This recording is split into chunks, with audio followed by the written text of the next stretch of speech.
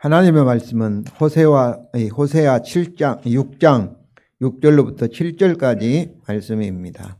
구약성경 1262쪽입니다. 호세아서 6장 6절과 7절입니다. 구약성경 1262쪽입니다. 호세아서 6장 5절부터 7절까지 읽겠습니다. 제가 먼저 5절 읽겠습니다. 그러므로 내가 선지자들로 그들을 치고 내 입의 말로 그들을 죽였노니 내 심판은 빛처럼 나오니라.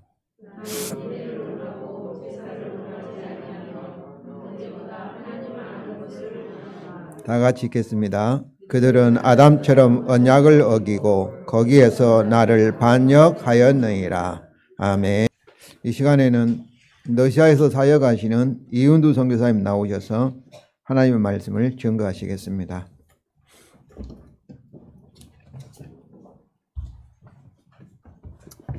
예, 반갑습니다.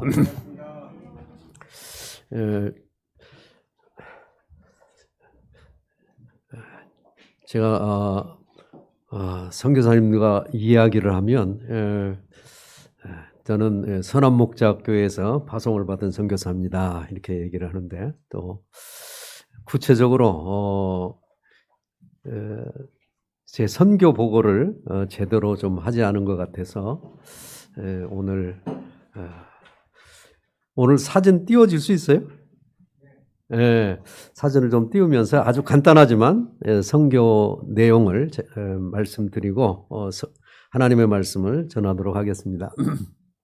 저는 그 비자 문제도 있고 그래서 일단 주중에는 대학에 다니면서 이제 러시아어를 공부하고 주말에 교회에 가서 봉사를 합니다. 근데 이제 보통 여러 교회를 돌아다니면서 가서 말씀도 전하고 하는데 제가 주로 이제 다니면서 말씀을 전하는 교회들을 좀 소개하겠습니다. 지금 사진에 보는 교회는 블라디에 있는 교회인데요. 주로 저기는 이제 한인교회예요. 블라디에 거주하는 한인들이 대부분 저 교회에 온다 생각합니다. 블라디 동북교회인데요. 저기서도 이제 제가 가끔 요청이 있을 때 설교 사역을 합니다. 그 다음에요. 저기는 이제 치카로브카 교회인데 블라디에서 뭐 한 6시간 정도 걸리는 시골에 있는 교회입니다. 저기도 제가 자주 가는 편인데 또 여기 제가 오기 전에도 저기서도 이제 주중에 가서 애들에게 한글도 가르치고 또 이렇게 말씀도 요청했을 때 사역하는 그런 교회입니다. 그 다음에 저기 이제 치카로브카 교회 성도들 추수감사 예배 때 찍은 사진이고요. 그 다음에 저는 이제 노보네즈노 교회고 제가 처음 러시아에 갔을 때 저기에 상주하면서 사역했던 교회인데요. 정두수 선교사님이 사역하지만 이제 정성 교사님도 2달에 한 번씩 2달은 한국에 와서 소련 선교의 선교사 일을 하시고 또 2달간 비어 있고 이렇게 이제 왔다 갔다 하시는데 또 저도 가끔 거 가서 말씀 사역을 합니다. 그 다음에요, 그 성도님들 같이 식사하는 모습이고, 저거는 더 시골이에요. 저거는 뭐 한 성도들 10분 정도 될까. 주로 이제 고려인들이 많은 시골인데, 노보산스키 교회인데, 노보산호국가 교회인데요. 저기서도 이제 가서 말씀 사역을 하고 합니다.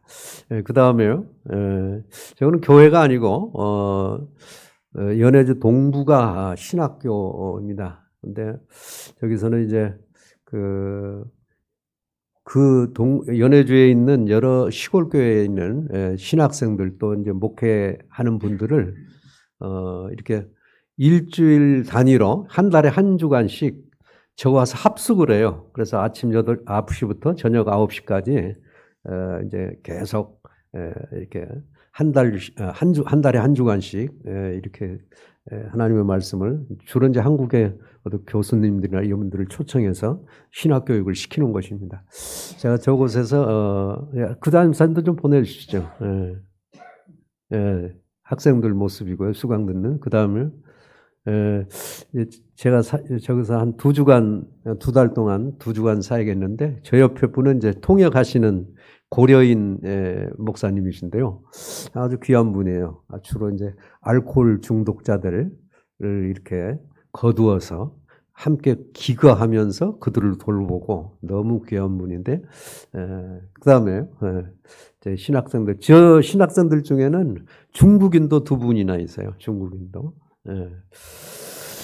그래서 제가 이제 이런 사역들을 합니다. 마치 뭐 임시교사처럼 선교사들이 한국에 나가거나 일이 있을 때 또는 몸이 아플 때 이렇게 다니면서 사진에 안 찍어진 말씀도 안 띄워지나요? 예, 됐습니다. 사진만 되나요? 말씀 안 띄워지고. 아까 그 마지막 사진 다음에 하면 말씀이 나오는데요. 안 되군요. 예, 알겠습니다. 아무튼 이제 저는 그렇게 지금 사역하고 있고요. 저를 기억하시고 기도하실 때 제가 뭐 남목사님도 이 얘기는 안 드렸는데 이제 제 계획이 있어요. 이렇게 실제로 돌아다니면서 또 집회에 가서 하나님의 말씀 신학교에 가서 전하는 건 이제 어떻게 만남의 한계가 있잖아요. 그런데 사실 러시아어를 쓰는 나라는 러시아 외에도 뭐 크산, 뭐 키르기스탄이나 카자흐스탄 여러 주위에 여러 나라들이 있어요. 그래서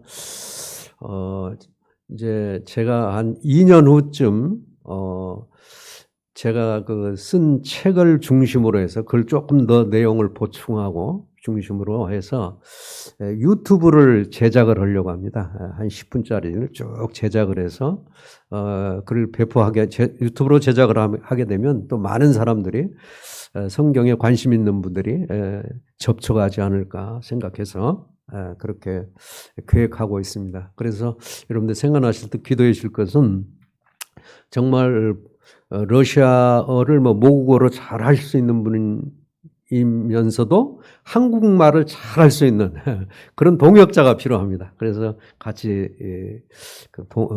이야기하면서 그렇게 유튜브를 제작해서 앞으로 한 2년 후에 그 계획을 갖고 공부하고 있고 또 준비하고 있습니다.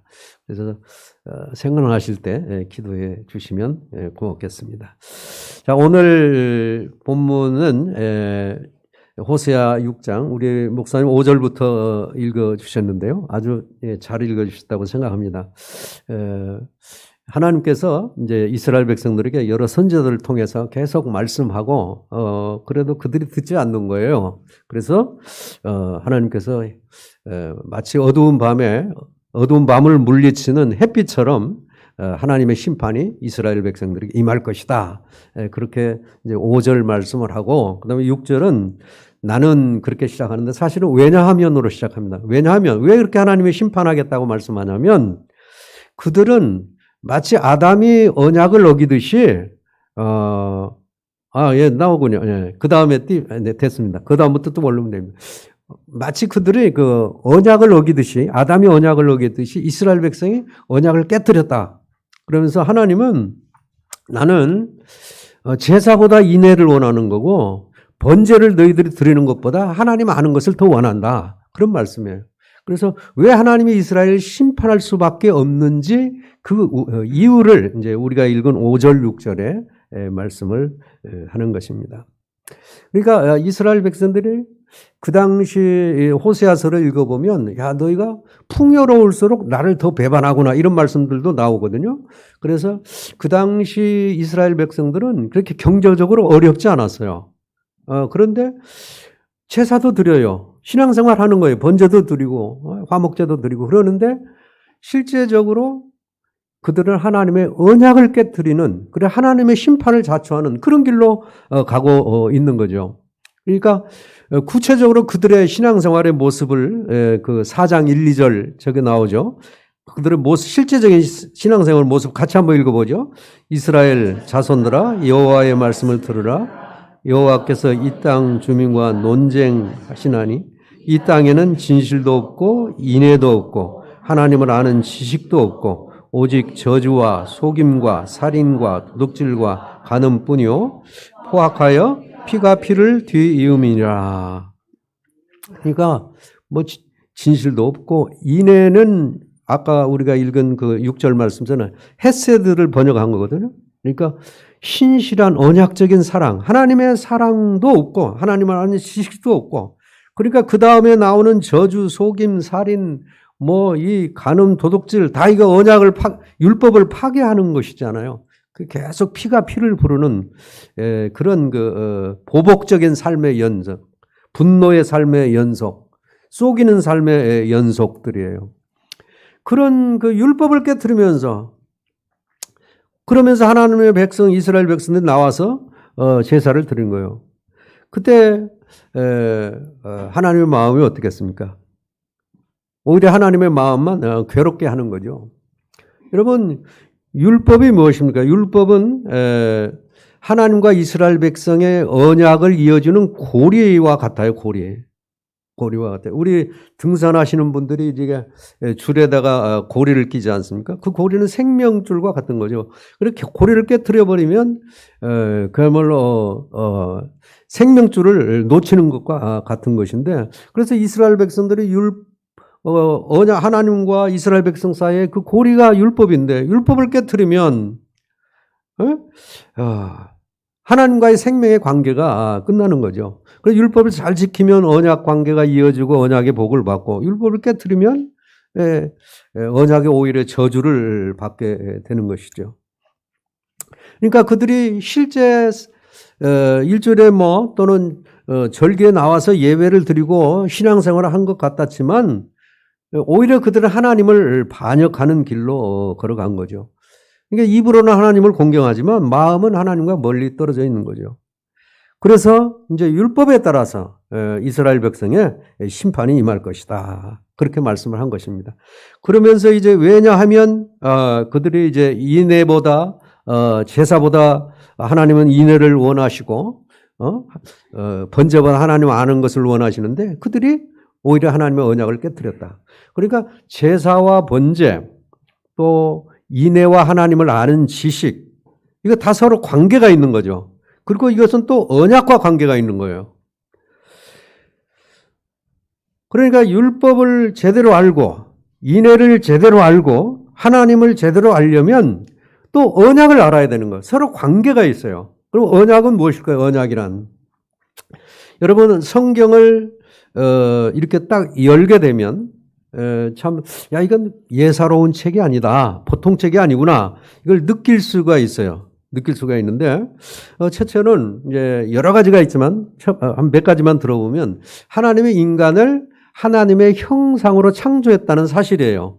근데 성경이 기록될 당시에 그 고대 근동에서는 신의 형상이란 말을 보통 사람들에게 안 써서요, 왕에게 사용한 말이에요. 왕은 신의 형상이에요. 왕은 신의 아들이고 신의 대리자예요. 그래서 신성왕 사상이라고 해요. 그래서 그 당시에 모든 사람이 신성왕 사상을 아주 자연스럽게 당연한 것으로 받아들였어요. 그런데 성경은 남자나 여자나 모든 사람이 하나님의 형상이다, 신의 형상이다. 이것은 정권에 대한 도전이고 왕권에 대한 정말 도전을 일으키는 혁명적인 말인 거예요. 혁명적인. 그 당시 사람의 입에서는 나올 수 없는 그런 놀라운 이야기죠. 또 만물 다스리라는 것도 그러죠. 지금도 그런데 옛날 사람들은 모든 만물들을 다 신으로 섬겼잖아요. 태양이든지 바다든지. 근데 그 만물을 다스려라, 정복하라. 이건 정말 상상할 수 없는 말입니다. 그 다음에 세 번째가 뭐냐면, 성경은 처음부터 하나님을 언약의 하나님으로 소개한다는 사실이요. 이걸 우리가 좀 깊이 생각해야 돼요.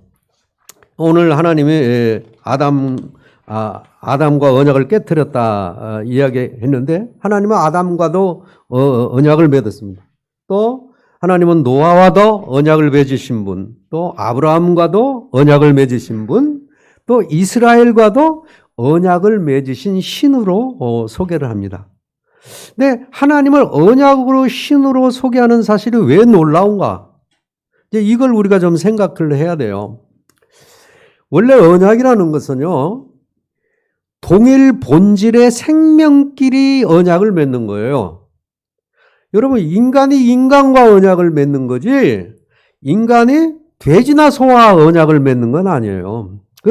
그렇게 맺을 수가 없는 거죠.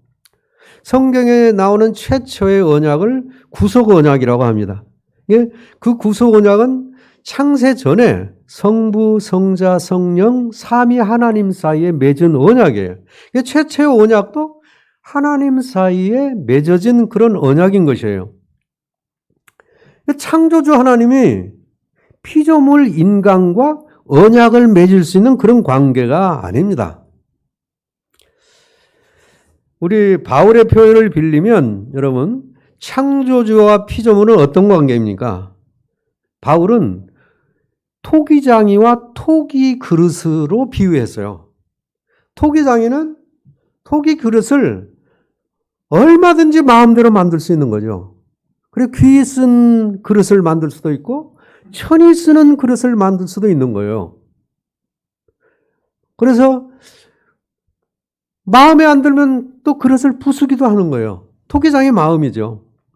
예레미야도 비슷한 말씀을 했는데, 예레미야 선지자도 진흙이 토기장이의 손에 있음 같이 너희가 내 손에 있느니라. 그런 관계가 하나님, 창조주 하나님과 피조물의 관계예요. 하나님이 피조물을 사랑하고 싶으면 사랑하는 거예요. 버리고 싶으면 버리는 거예요.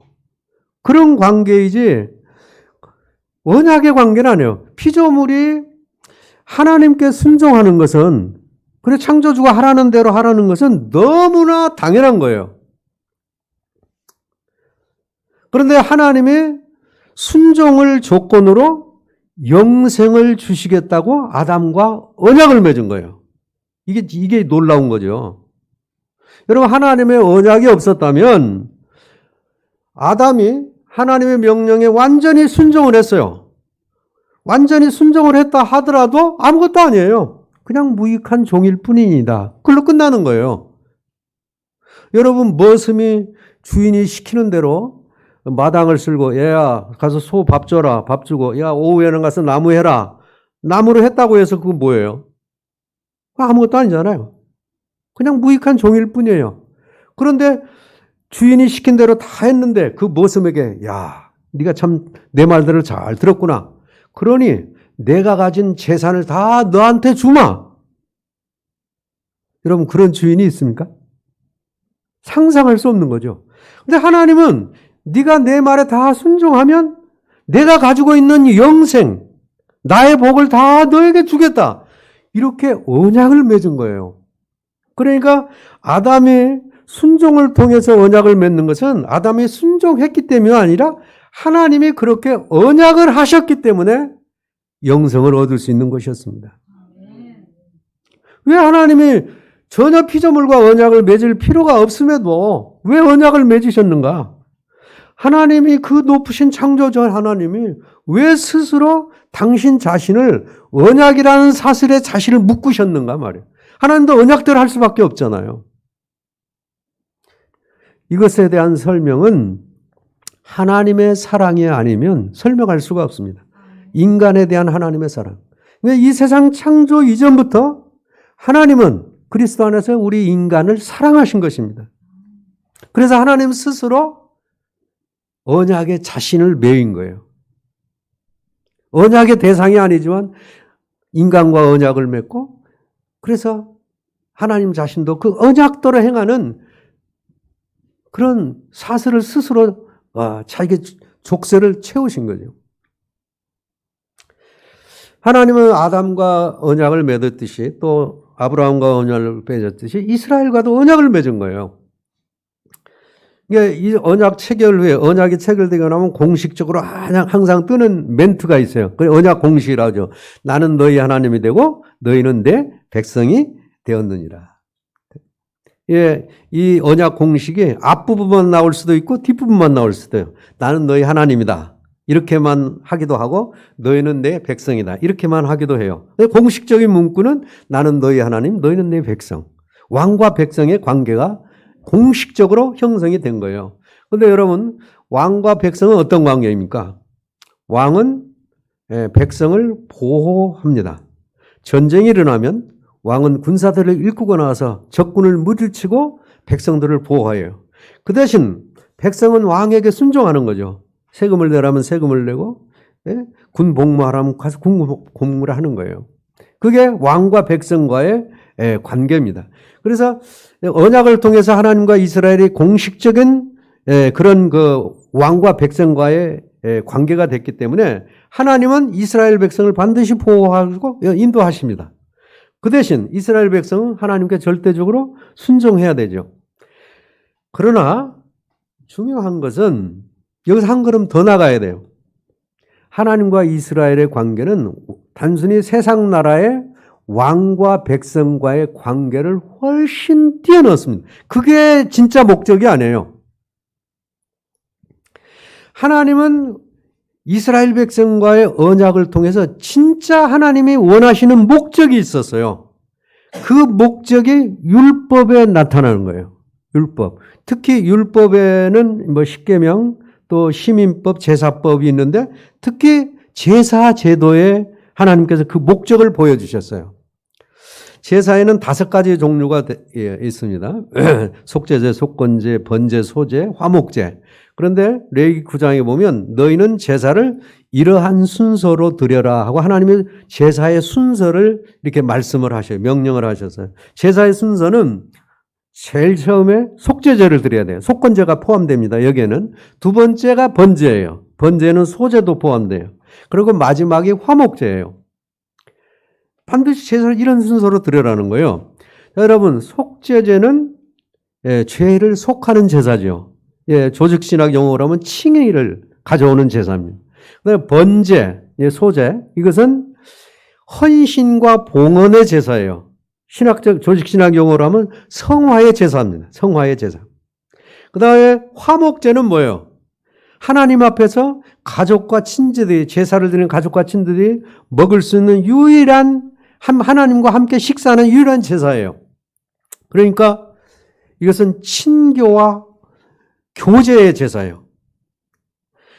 하나님과의 친교, 교제, 완벽한 친교와 교제는 바로 연합이고, 이제 온전한 친교와 교제의 상태에 도달함, 그 단계에 도달하면 조직신학적으로 영화의 단계. 그러니까 하나님께서 이 죄사함이 없이는 다음 단계로 갈 수가 없는 거예요. 죄사함이 없이는 번제, 소제, 성화의 단계, 또 영화의 단계, 연합의 단계로 갈 수가 없는 거죠. 그런데 중요한 건 이 제사의 마지막 단계가 화목제라는 사실은 우리에게 뭘 가르쳐 줍니까? 하나님이 언약을 맺고 이렇게 율법을 하사하신 궁극적인 목적이 무엇인지를 가르쳐 주는 거예요. 그거 뭐겠어요? 하나님은 자신의 백성들과 함께 사랑의 깊은 교제, 사랑의 사귐, 다른 말로 하면 영생, 완벽한 하나님의 영화의 단계, 그런 상태로 자기 백성을 초대한 거예요. 그게 하나님의 언약의 목적이에요. 그러니까 그래서 한마디로 언약 관계는 무슨 관계냐? 한마디로 언약 관계는 사랑의 관계다. 이렇게 말할 수 있어요. 그러니까 하나님과 이스라엘의 그 언약 관계는 하나님이 표현할 때 우리가 인간 사회에서 찾아볼 수 있는 최고의 사랑의 관계, 그런 메타포를 사용하는 거예요. 그래, 첫 번째로 하나님이 자주 사용하는 거, 부자관계를 사용합니다. 부자관계. 자, 호세아 11장 1절 같이 한번 읽어봅시다. 이스라엘이 어렸을 때 내가 사랑하여 내 아들을 애굽에서 불러내었구나. 야, 내가 사랑하는 아들, 내 장자, 내 아들을 내가 사랑해서 애굽에서 불러냈다. 자, 이사야 1장 2절도 같이 읽어보죠. 하늘이여 들으라, 땅이여 귀를 기울이라. 여호와께서 말씀하시기를 내가 자식을 양육하였거늘 그들이 나를 거역하였도다. 네. 하나님은 이스라엘 백성을 정말 자식으로, 사랑하는 자식으로 생각하는 거예요. 내가 그렇게 사랑을 베풀어 양육한 그들이 나를 배반했다 그래요. 자, 예레미야 31장 20절 한 번 더 같이 읽어보죠. 에브라임, 이스라엘은 나의 사랑하는 아들, 기뻐하는 자식이 아니냐. 내가 그를 책망하여 말할 때마다 깊이 생각하노라. 그러므로 그를 위하여 내 창자가 들끓으니 내가 반드시 그를 불쌍히 여기리라. 여호와의 말씀이라. 저는 개인적으로 이 말씀을 읽으면 정말 그 하나님의 마음이 좀 느껴져요. 우리가 자식을 키워보니까 알잖아요. 자식들이 이게 막 뭐라고 할 수가 있잖아요. 잘못하면 뭐라고 화도 내기도 하고. 그리고 돌아서면 야, 내가 좀 너무했나? 아, 내가 그렇게 화낼 필요가 없었는데 이제 그런 좀 안 됐다, 내가 좀 너무했다 이런 생각을 할 때가 가끔 있잖아요. 하나님도 그러신 것 같아요. 이스라엘 백성이 잘못하면 그냥 꾸짖는 거죠. 책망하는 거예요. 그런데 책망하시고도 깊이 생각하는데 하나님의 창자가 들끓는다고 애간장을 녹여내요. 책망하고 나서도 하나님의 참 그 이스라엘을 향한 그 애간장을 녹이는 그런 사랑의 마음을 이렇게 표현해서 참 이 말씀을 읽을 때마다 얼마나 하나님이 당신의 자녀들을 사랑하는지 피부로 마음으로 느낄 수 있는 그런 말씀입니다. 그 다음에 이제 또 하나님이 표현하는 그 메타포가 부부관계죠. 에레미야 31장 32절 같이 읽어보죠. 이 언약은 내가 그들의 조상들의 손을 잡고 애굽 땅에서 인도하여 내던 날에 맺은 것과 같이 아니할 것은 내가 그들의 남편이 되었어도 그들이 내 언약을 깨뜨렸음이라. 여호와의 말씀이라. 그 밑에 보면 이제 에레미야 선지자는 부부관계 또 부자관계를 동시에 표현하기도 합니다. 14절이요. 3장 여호와의 말씀이니라. 배역한 자식들아 돌아오라. 나는 너희 남편임이라. 하나님과 이스라엘의 그 언약관계는 인간 사회에서 발견할 수 있는 최고의 사랑의 관계로 표현합니다. 왜냐하면 언약관계의 본질은 사랑의 관계이기 때문에 그렇습니다. 그러니까 자연스럽게 우리는 알 수가 있어요. 언약관계를 이어주는 고리, 율법은 뭐겠어요? 하나님과 이스라엘 백성의 언약관계를 이어주는 고리 율법은 당연히 사랑인 겁니다. 사랑. 그래서 율법의 핵심이 사랑인 거예요. 자, 우리 같이 한번 신명기 한번 읽어볼까요? 6장 4, 5절 앞에 다 떴죠? 예, 이스라엘아 들으라. 우리 하나님 여호와는 오직 유일한 여호와시니 너는 마음을 다하고 뜻을 다하고 힘을 다하여 내 하나님 여호와를 사랑하라. 또 레위기 19장 18절이요. 내 이웃 사랑하기를 내 자신과 같이 하라.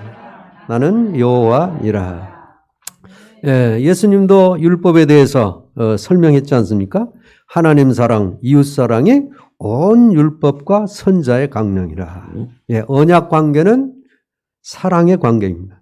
또 사랑의 관계를 지탱하는 율법은 바로 사랑의 지침입니다.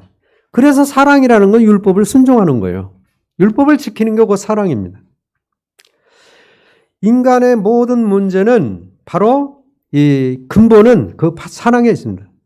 하나님의 사랑이 없기 때문에 인간들 사이에 사랑도 없는 것이고, 사랑이 없으니까 그 사람의 삶은 온갖 불의와 살인과 간음과 도둑질과 폭력과 피로 이어지는 것입니다. 하나님의 사랑이 없으니까 그 공간을 다른 세상에 대한 명예나 물질의 사랑으로 자꾸 갈증을 해결하려고 하는 거죠. 이런 사랑이 없는 상태에서 나와가지고, 그래서 실제적인 삶은 사랑이 없는 율법을 고리를 다 깨트려버리는 그런 삶을 살면서 하나님 앞에 나와 제사 드려봐야 그것은 오히려 성전의 마당만 밟는 것이고 하나님의 마음만 괴롭게 하는 것입니다. 그래서 율법의 외침, 우리 간음하지 맙시다, 살인하지 맙시다, 도둑질하지 맙시다, 이런 것은 구호나 가르침으로 해결되는 게 아십니다. 그 문제의 핵심은 뭐예요? 사랑입니다. 사랑. 그래서 우리가 율법을 정말 기쁘게 순종하기 위해서는 먼저 바로 하나님의 사랑을 알아야 되는 것이에요. 하나님의 사랑을. 그래서 하나님도 율법을 주시기 전에 항상 내가 이스라엘을 얼마나 사랑했는지를 먼저 이야기하는 거예요. 그래서 율법 주시기 전에 출애굽기 20장 1절에도 나는 너희를 애굽 땅 종되었던 집에서 인도하여 낸 내 하나님 여호와라. 독수리가 날개를 펴 새끼를 업어 나르듯이 너희를 날랐다. 또 출애굽기 15장 13절에도 여호와 하나님께서 한결같은 사랑, 헤세드, 한결같은 사랑으로 손수 구원하신 이 백성이라 이렇게 얘기합니다. 그래서 하나님께서는 이스라엘 백성의 그 사랑을 잃어버린, 그래서 율법을 깨뜨리고 가증한 일을 회개하라고 지적하면서 말씀하실 때 항상 먼저 하시는 말씀이 하나님의 사랑을 기억하도록, 하나님이 얼마나 그들을 사랑했는지를 이야기하시는 거예요.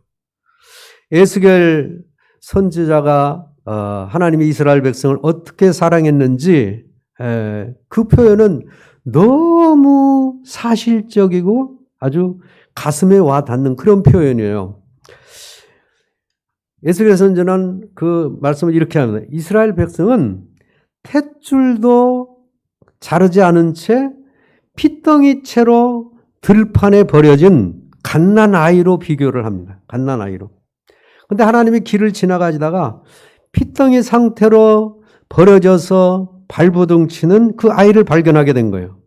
그래서 하나님 그 어린 갓난아이를 발견하여 데려다가 탯줄을 자르고 그 목욕을 시키고 먹여주고 옷을 입히고 그러면서 제발 사람만 있으마다오. 제발 사람만 있어다오. 이렇게 하는.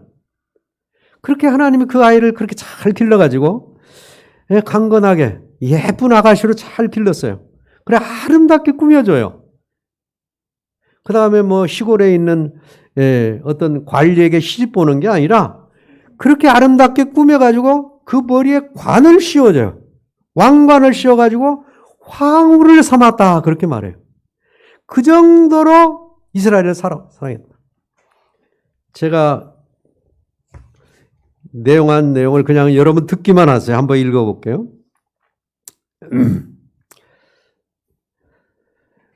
네가 하나님의 말하면 내가 할 때 너는 이스라엘입니다. 내가 난 것을 말하건대 내가 날 때 내 배꼽줄을 자르지 아니하였고 너를 물로 씻어 정결하게 하지 아니하였고 내게 소금을 뿌리지 아니하였고 너를 강보로 싸지도 아니하였나니 아무도 너를 돌보아 이 중에 한 가지라도 내게 행하여 너를 불쌍히 여긴 자가 없었으므로 내가 나던 날에 내 몸이 천하게 여겨져 내가 들에 버려졌느니라. 내가 내 곁으로 지나갈 때에 내가 피투성이가 내 발짓하는 것을 보고 내게 이르기를 너는 피투성이라도 살아있으라. 다시 이르기를 너는 피투성이라도 살아있으라 하고 내가 너를 들에 풀같이 많게 하였더니 내가 크게 자라고 심히 아름다우며 유방이 뚜렷하고 내 머리털이 자랐으나 내가 여전히 벌거벗은 알몸이더라. 내가 내 곁으로 지나며 보니 내 때가 사랑할 만한 때가 되라. 사랑할 만한 때라. 내 옷으로 너를 덮어 벌거벗은 것을 가리키고 내게 맹세하고 언약하여 너를 내게 속하게 하였느니라. 나 여호와의 말이니라. 내가 물로 내 피를 씻어 없애고 내게 기름을 바르고 수놓은 옷을 입히고 물돼지 가죽신을 신기고 가는 배로 두르고 모시로 덧입히고 폐물을 채우고 팔고리를 손목에 끼고 목고리를 목에 걸고 코고리를 코에 걸고 귀고리를 귀에 달고 화려한 왕관을 머리에 씌웠나니 이와 같이 내가 금 은으로 장식하고 가는 배와 모시와 수놓는 것을 입으며 또 고운 밀가루와 꿀과 기름을 먹음으로 극히 곱고 형통하여 왕후의 지위에 올랐느니라. 내 화려함으로 말미암아 내 명성이 이방인 중에 펴졌으면 내가 내게 입힌 영화로 내 화려함이 온전함이라. 나 주 여호와의 말이니라. 여러분, 이스라엘 백성이 이런 큰 사랑을 입고도 이스라엘 백성은 창녀처럼 그 뒤에 이야기를 보면 창녀보다 더한 짓을 한 거예요. 돈도 안 받고 몸을 팔아요. 이스라엘 백성의 그 하나님이 베풀어진 이스라엘 백성에 대한 사랑은 이스라엘 백성의 배반을 더 악하게 만들어집니다. 왜 하나님은 계속 이스라엘 백성에게 사랑을 베풀고 계속 내가 너희를 얼마나 사랑했는지를 계속 언급할까요? 왜냐하면 하나님께서 보실 때 인간의 근본 문제는 사랑이라는 거예요. 사랑. 이스라엘 백성만의 문제가 아니고 저와 여러분의 문제입니다. 이스라엘 백성만 그런 사랑을 받은 게 아니라 저와 여러분도 그런 사랑을 다 받은 거예요. 근데 문제가 뭐냐면 그 사랑을 모른다는 거예요. 문제의 핵심은 거기 있다는 거예요. 자, 그 코리아 마돈나 이야기를 잠깐 하고 빨리 하겠습니다. 시간상. 근데 아주 옛날에 읽었던 얘기라 책의 출처도 모르고 그냥 그 내용만 어렴풋이 기억하고 있어요. 6.25 때 있었던 일인데요. 아주 추운 겨울날 눈보라가 치던 그 밤에 어떤 여인이 한강 다리를 건너와서 다리 밑으로 사라졌습니다. 그렇게 긴 그 눈보라치던 그 밤이 추운 밤이 지나가고 이제 그 다음 날 어제 저녁 언제 그랬냐 싶이지 햇빛이 찌면서 눈이 하얗게 쌓인 그런 새로운 날이 밝았습니다. 그때 이제 다리 곁에 미군이 보초를 쓰고 있었는데 어디에서 어린아이 울음소리가 들리는 거예요. 그래서 그 울음소리를 따라서 가보니까 다리 밑에서 놀라운 광경을 목격하게 됩니다. 어떤 젊은 여인이 거의 반나체가 되어서 얼어 죽어 있었고 그 다음에 그 여인이 입었던 저고리와 치마로 어린 아이를 감싸서 품에 안고 죽어 있는 모습. 그래서 그 속에서 어린아이가 이렇게 울고 있는 그런 참혹한 모습을 발견하게 됩니다. 그래서 이제 그 여인의 시체는 야산에 묻어놓고 그 어린 아기는 미국으로 이방을 보내게 됩니다. 그런데 다행스럽게 좋은 양부모를 만나서 이렇게 잘 자라게 됐어요. 근데 이 여자아이가 사춘기를 지나면서 그 당시에는 뭐 동양인이 미국에 많지 않았기 때문에 다른 아이들과 외모가 다르고 여러 가지 사춘기를 겪으면서 이제 견나가기 시작한 거예요. 그래서 뭐 해서는 안 될 짓도 하고 나쁜 친구와 어울리고 먹어서는 안 될 것도 먹게 되고 그래서 막 그 부모가 여러 가지 타이르고 상담도 받고 노력을 하지만 안 돼요. 그러면 그럴수록 더 견나가는 거예요. 그래서 이제 부부가 상의를 하고 그 여자아이를 데리고 한국에 오게 됩니다. 그리고 그 아이를 데리고 무성하게 풀만 있는 그 엄마의 무덤가에 데리고 와서 상처받을까 봐 안 했던 엄마에 대한 이야기를 해주게 됩니다. 그 여자는 그 아이는 어떻게 되었을까요? 그 무덤 앞에서 꼬꾸라져서 울고 불고 그러면 완전히 이제 새로운 아이로 거듭나게 돼서 그 이야기의 주인공이 된 것이죠. 어머니의 사랑이 그 인간의 노력이 아니라 상담이 아니라 어머니의 그 사랑이 그 아이를 이제 변화시킨 거죠. 그래서 사랑하는 성도 여러분, 우리 하나님의 사랑은 어머니의 사랑보다 더 크신 줄로 믿습니다. 같이 읽어보죠. 여인이 어찌 그 젖 먹는 자식을 잊겠으며 자기 태에서 난 아들을 긍휼히 여기지 않겠느냐. 그들은 혹시 잊을지라도 나는 너를 잊지 아니할 것이라. 모든 인간의 문제는 사랑의 문제입니다. 죄가 먼저가 아닙니다. 왜 아담이 죄를 짓고 타락했습니까? 창조주 하나님이 피조물인 자기와 언약을 맺었다는 사실이 얼마나 큰 하나님의 사랑이라는 걸 모른 거예요. 그걸 받아들이지 않는 거예요. 그러니까 미혹에 끌려서 넘어진 거예요. 말씀을 맺겠습니다. 제가 말씀 서두에 언약은 동일 본질의 생명끼리 맺는 것이다.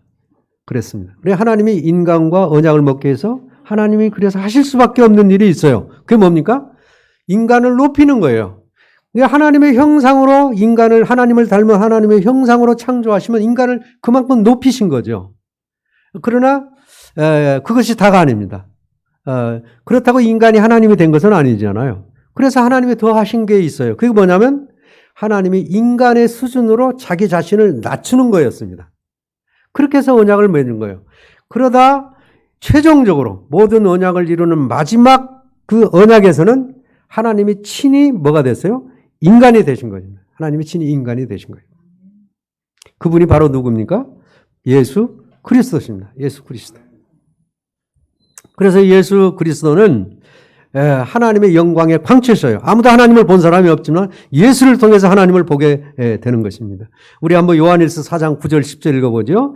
하나님의 사랑이 우리에게 이렇게 나타난 바 되었으니 하나님이 자기의 독생자를 세상에 보내심은 그로 말미암아 우리를 살리려 하심이라. 사랑은 여기 있으니 우리가 하나님을 사랑한 것이 아니요 하나님이 우리를 사랑하사 우리 죄를 속하기 위하여 화목제물로 그 아들을 보내셨음이라. 창조 때부터 하나님은 언약을 통해서 당신의 사랑을 우리에게 보여주셨습니다. 그러나 언약 백성까지 역사 속에서 계속 하나님의 사랑을 배반했습니다. 그 역사입니다. 역사. 그래서 하나님은 최종적으로 마지막으로 하나님의 사랑을 직접 보여줘야 할 누군가가 필요했는데 바로 그 누군가가 예수 그리스도십니다. 예수 그리스도. 그래서 예수 그리스도는 하나님의 최종적인 사랑의 계시예요. 그 예수 그리스도마저 거부하면 더 이상 용서받을 길이 없습니다. 그래서 예수님은 세상에 대한 하나님의 사랑을 보여준 것이고 우리에 대한 하나님의 최고의 사랑의 계시입니다. 그래서 예수 그리스도는 사실 2000년 전 십자가에서 돌아가시기 전에 이미 창세 전에 자신의 고난과 죽음을 이미 우리를 위해 받아들이신 것입니다. 사랑하는 성도 여러분, 여러분에게 어떤 문제가 있든지 그 문제의 핵심은 사랑이라는 사실을 기억하시기를 바랍니다. 그래서 우리 예수님을 통해서 하나님의 사랑을 더 깊이 알아가고 그 매일매일 조금씩 아마 우리 일생을 다 해도 그 하나님의 사랑을 우리가 다 감당할 수가 없습니다. 아마 하나님이 영원하시기 때문에 그 하나님의 사랑도 영원하리라고 생각합니다. 그러나 우리가 하나님의 사랑에 아주 조금이라도 접촉하기 시작하게 되면 우리 인생은 변화가 될 줄로 믿습니다. 삶의 회복도 예배가 회복되고 우리 모든 삶에 새로운 변화의 시대가 펼쳐질 줄로 믿습니다. 그래서 내 어떤 경험이나 습관대로 살아가지 아니하고 하나님의 사랑에 이끌려서 사도 바울의 고백대로 하나님의 사랑이 나를 강군하는 그런 새로운 좀 활기 넘치는 사랑이 넘치는 그런 삶을 사시기를 주의 이름으로 축원합니다.